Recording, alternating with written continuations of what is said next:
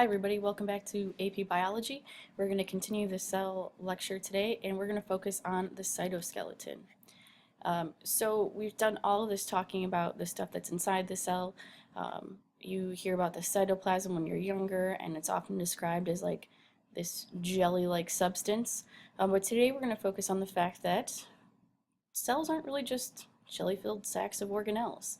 We're going to look at what the internal structure of a cell really looks like, and it's going to be really important when we talk about how they maintain their structure and how they move around. So that is our focus for today. So the cytoskeleton is actually a network of rods and filaments that run throughout the cytoplasm, and it helps the cell to maintain its shape. So this is a more accurate depiction of what the cytoplasm actually looks like inside. So these are just a bunch of microtubules that you can see kind of running throughout. So the functions of the cytoskeleton, again, is to help maintain cell structure and shape, to aid in cell movement. When we talk about mitosis and meiosis later on, it's going to be super important that the cells are arranged correctly during cell division, that chromosomes are pulled apart correctly, and the cytoskeleton is really important for all of that. There are three main types of components of this system. They are microtubules, microfilaments, and then intermediate filaments. So micro meaning small, so very small tubes, small thread-like pieces, and then intermediate being a little bit larger. This is a table from your book. Please get to know this. It kind of breaks down the three different types. So you've got the microtubules, the microfilaments, and then the intermediate filaments. It gives you the structure, a rough estimate of size, the protein subunits that it's all made of, and then the main functions. So we're going to go through each of these right now and look at some examples. So first up, we have microtubules. Again, micro meaning small, so these are small hollow tubes. They are made of repeating units of a protein dimer. So what that means is that you've got two protein subunits joined together to form that dimer. These are going to be about 25 nanometers with a 15 nanometer lumen, meaning that that opening, that center part, is about 15 nanometers wide. And they can be up to 200 nanometers or 25 micrometers in length. And then the protein that we're talking about is alpha and beta tubulin, and so that's what's joined together. These microtubules help to regulate cell shape.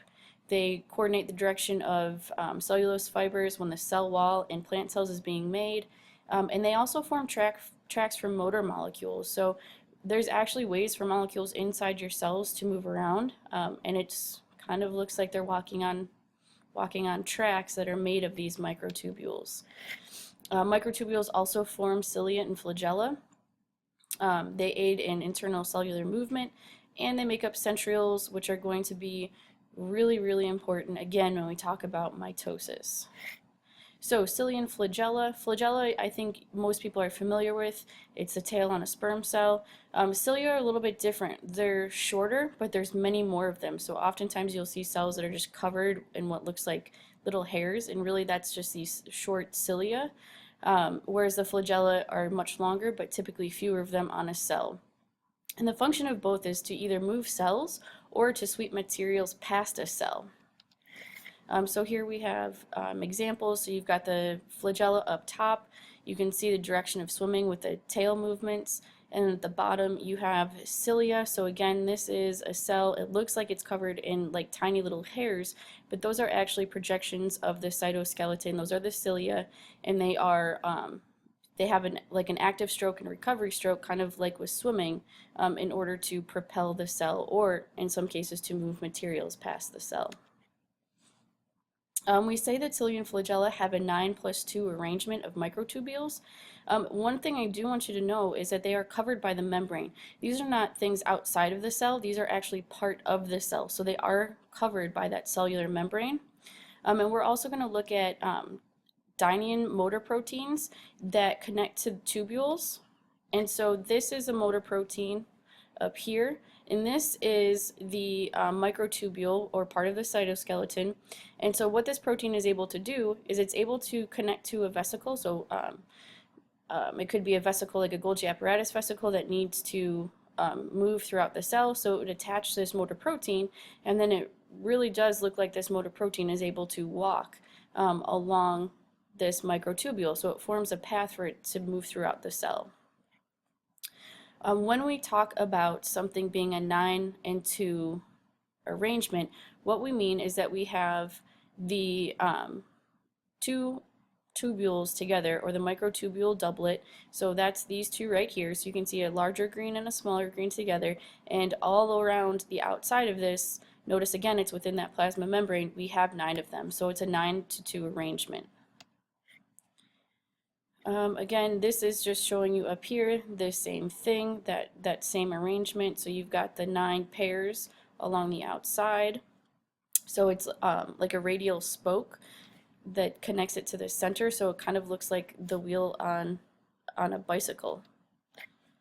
Okay, so back to these motor proteins. So the dynein protein is a contractile protein.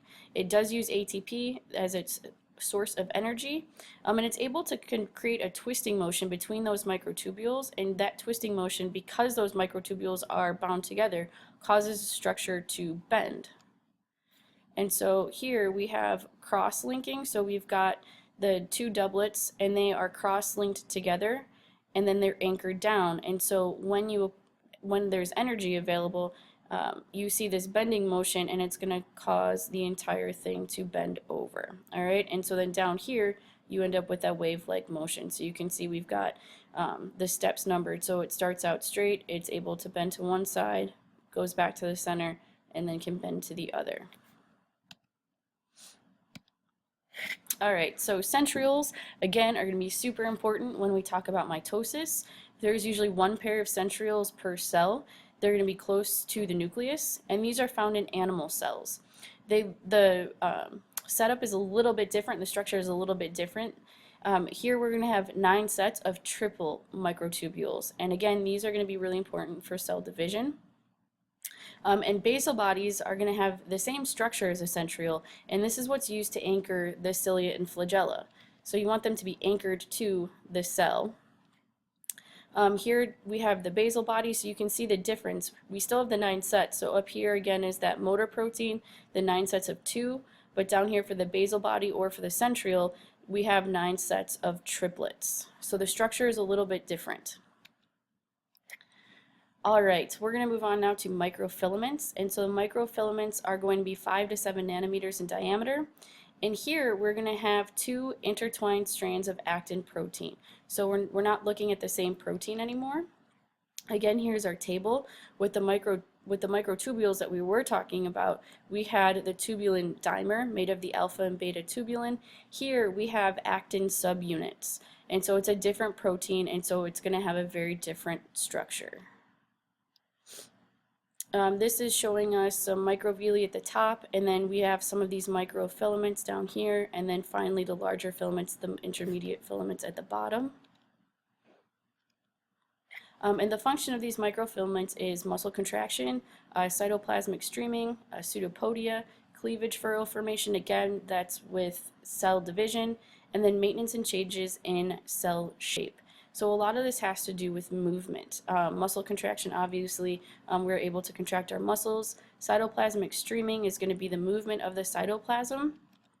Pseudopodia is up here, so pseudo meaning fake, podium like foot. And so here you have a cell, and it's able to actually kind of extend a fake foot, and it's able to do that so it can kind of pull itself forward, so it's a way for that cell to move. With cytoplasmic streaming down here, the arrows are kind of indicating the movement of that cytoplasm, and so essentially it's the movement of that cytoplasm around the vacuole. With intermediate filaments, these are going to be fibrous proteins that are supercoiled. These are going to be thicker cables and filaments. So again, we're not micro anymore, now we're intermediate. And so these are going to be 8 to 12 nanometers in diameter, and several different types of proteins. So again, function, maintenance of cell shape, and to hold organelles in place. What I want you guys to know is that the cytoskeleton is very dynamic. It's going to change composition, it's going to change shape very frequently. And so like we said before, a cell is not just a bag of cytoplasm within a cell membrane. It's not just jelly in a cell with, organelles floating through it. You do have this cytoskeleton. It is able to control movements, control the shape, and really change the shape of the cell. So your All right, so your lecture question for today, there is a disorder called primary ciliary dyskinesia, or PCD, and this is a disorder that affects the cilia.